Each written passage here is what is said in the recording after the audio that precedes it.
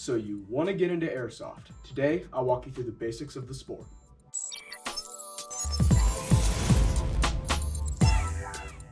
Hey everyone, a while back on Instagram, I got a request for me to make a video for people new to the sport of Airsoft. I got a bunch of great responses and ideas from you all. So here are your top 10 questions for Airsoft beginners answered, part 1.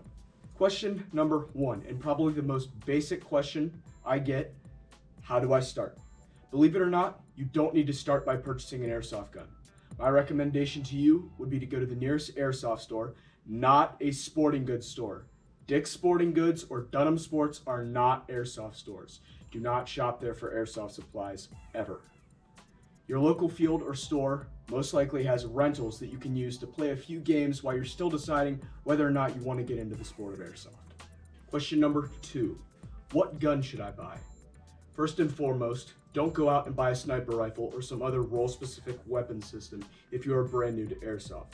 I work for a guy who was in MARSOC, and he taught me that when learning any skill or sport, crawl, walk, run.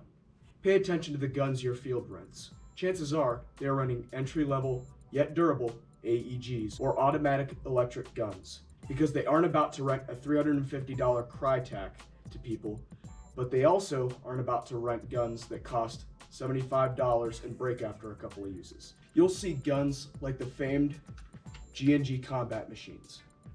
These guns are the AK-47s of the airsoft world in terms of durability and longevity. This is my combat machine. I bought it in fall of 2017 and I have never had any problems with it.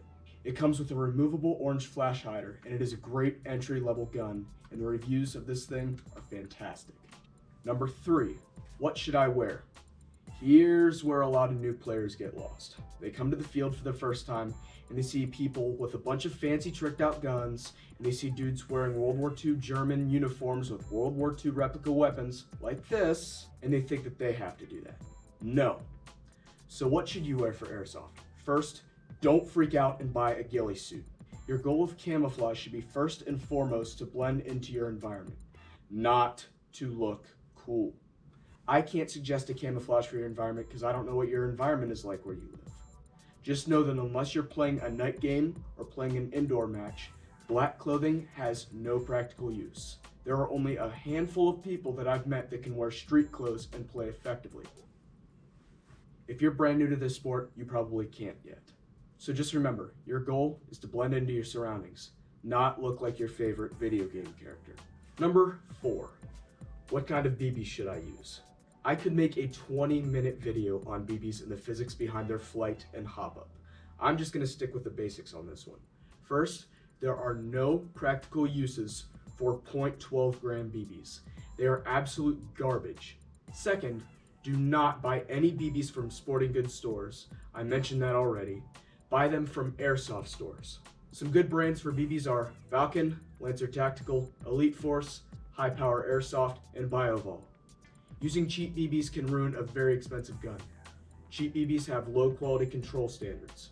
Here's an example. When I first started airsoft, I bought these cheap, unpolished blue BBs from Dunham's to use in my first airsoft gun. They left a blue powder on my magazines and in my gun. That's one of the reasons why I had to get my G&G combat machine. Another kind of BB is the tracer BB. Now, tracer BBs glow in the dark and require the use of a tracer unit, commonly in the form of a mock suppressor or a magazine. Tracer units have battery-powered LEDs inside that make tracer BBs glow.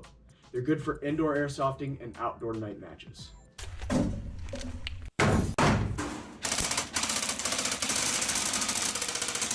And while we're on the topics of BBs and outdoor airsoft, a lot of fields, including my own, require biodegradable BBs. God gave us a pretty cool planet and he wants us to enjoy it, not destroy it.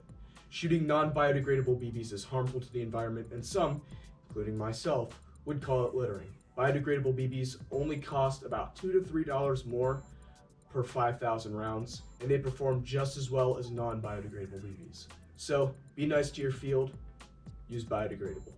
Number 5, what weight BBs should I use? As I said before, never use .12 gram BBs. First, the reason they're so light is because there are internal air bubbles, something good airsoft BBs don't have. Second, They usually aren't polished and can damage your gun. You shouldn't be using any BBs lighter than 0.2 grams. Your BB weight will depend on the environment that you're playing and your weapon. If you're playing indoors, you can go with 0.2 gram BBs. The reason for using BBs heavier than 0.2 grams are more stability in flight over long distances, more range, greater wind resistance, and cutting through brush when playing outdoors. Since you face none of these factors when playing indoors, you can just chill out and use 0.2s. They're cheaper, fly faster, and they're sold at all fields. If you're playing outdoors and using an AEG, I recommend using the heaviest BBs that your gun can hop. More on what hopup is in my next point.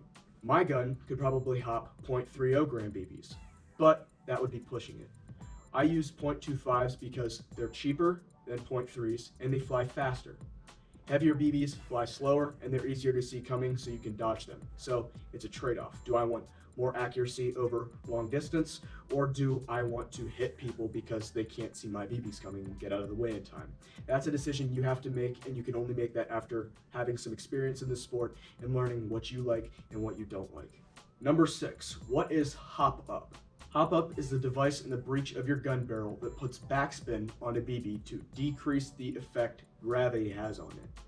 It keeps the BB in flight longer. Without it, the BB would just hit the ground about 20 yards in front of you. Take a look at this illustration that demonstrates a hopup's effect on the BB. The bucking, that blue part that you see, is the part on the hopup that causes the backspin. Most guns have an adjustable hopup that allows you to adjust the amount of hopup that you put on your BB, thus adjusting the backspin on the BB and your flight distance. You want that BB to fly as flat as possible, as far as it can. Well, that is it for part 1 of the top 10 questions for Airsoft beginners. Be sure to check back in next Tuesday for part 2 of this mini-series. Until next week, this is Airsoft Speedy. I'll see you next time.